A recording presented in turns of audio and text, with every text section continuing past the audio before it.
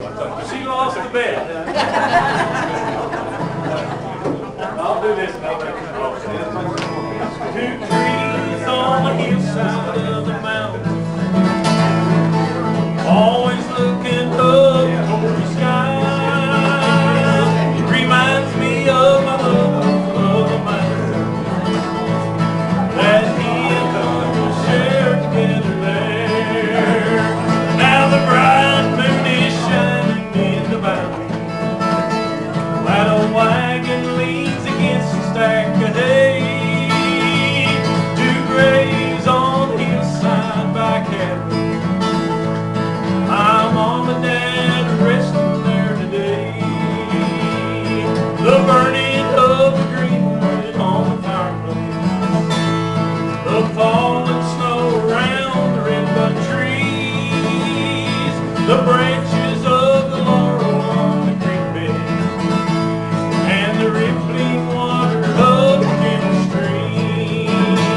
Now a bright moon is shining in the valley. That old wagon leans against a stack of hay. Two graves on the hillside by cabin. My mom and dad are resting there today. It's like well, Papa used to talk about the young days when he and Mama's first settled there. He'd talk about the love of the mountains that he and Mama shared together there. Now a bright moon is shining in the valley. That old wagon leans against a stack of hay. Two graves on the hillside by cabin. My mom and dad are resting there today. Yes, my mom and dad are resting there today. Now you know we're we know a lot of walkie talk with Kentucky. We're a big Kentucky fan, so Tia Timmy's rocking. We heard that enough when we got beat by football. Well,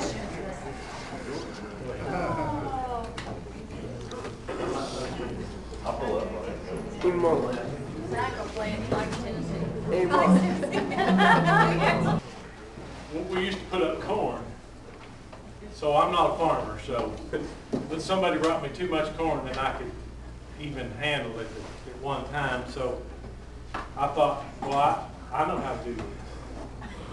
I used to do it when I was a little kid, but we used to go to, and I don't know how many, as a little kid, I don't know how many bushel they bought, but it was way too much. It must have been a truck. But we went to Buddy and Shirley's house, and all I remember is cutting that corn off of them cobs. That's all I remember. But what I called this old farmer, and I asked him, I said, the best I remember, because I was going to put this corn up for myself, I said, the best I remember, they cooked it first. And they said, oh yeah, that's the way they used to do it. Now you just cut it off the cob and put it straight in the freezer, and it's just as good. Did you know that? It's just as good if you just cut it straight off raw, then cook it when you get ready. But if I remember right now, Shirley always, we cooked it first, didn't we? Blanche it. Blanche. Oh, that's right. Blanche it. Yeah, I see. See, I'm not a country boy anymore. No, I didn't. But the apple, roly-poly, the things I remember the best, seems like, is the things that you eat. Homemade bread with peanut butter on it. So when I went to Kentucky the first time, I grabbed me a big jar of peanut butter, and I put a big scoop of peanut butter on that cornbread, and them people thought I was the craziest thing. Never heard of that. And I said, well, you can put peanut butter on anything. And they said, you don't in Kentucky. You eat it straight. So from then on, I eat it straight. But the peanut butter pies, the coconut cream pies, the cinnamon rolls, oh Lord. That's another world, ain't it, Billy? Yeah, yeah.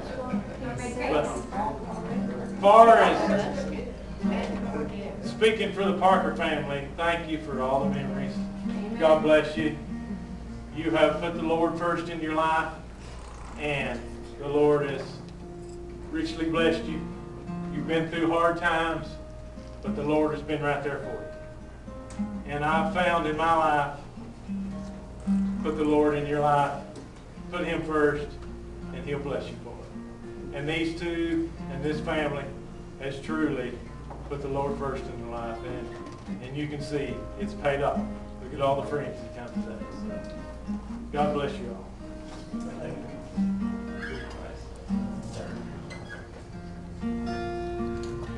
Not as good a speaker as he is, so I'll just go into it a little bit. I'm a little more modern than the older hymns and stuff. This one's fitting for today. You can move that on in.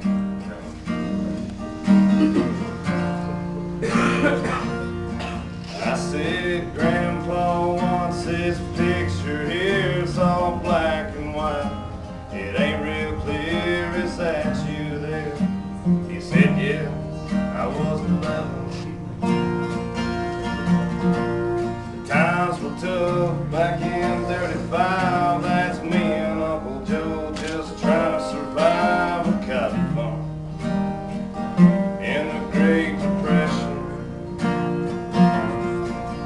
If it looks like we were scared to death, like a couple of kids just trying to save each other, should have seen it in color.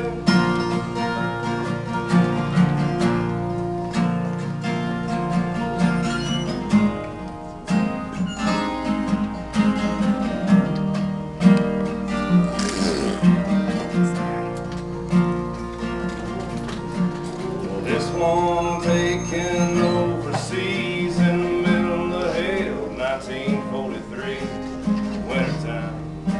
Could almost see my breath.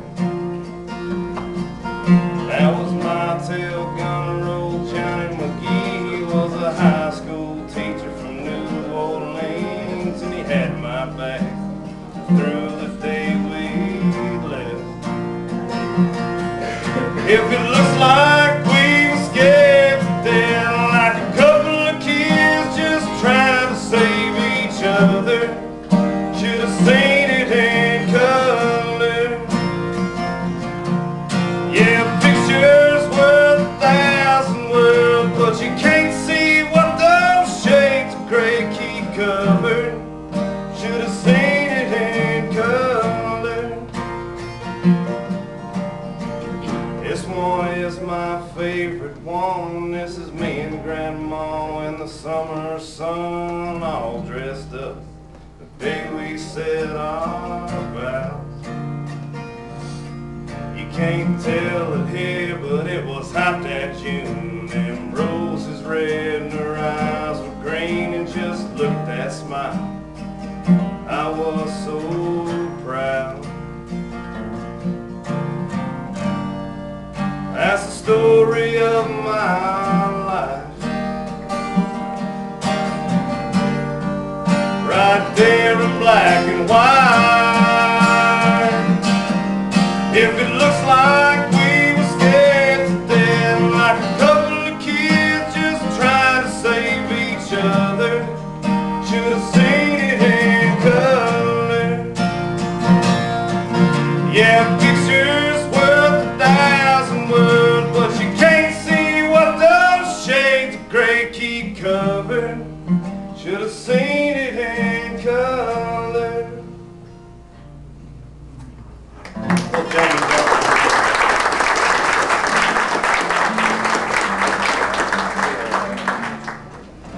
I'll stick to the same beat. All right, hold on a second. I got one for you. This one's old school Waylon Jennings. Kind of fits everybody in here. We kind of all felt a little lonesome, ornery, and mean here.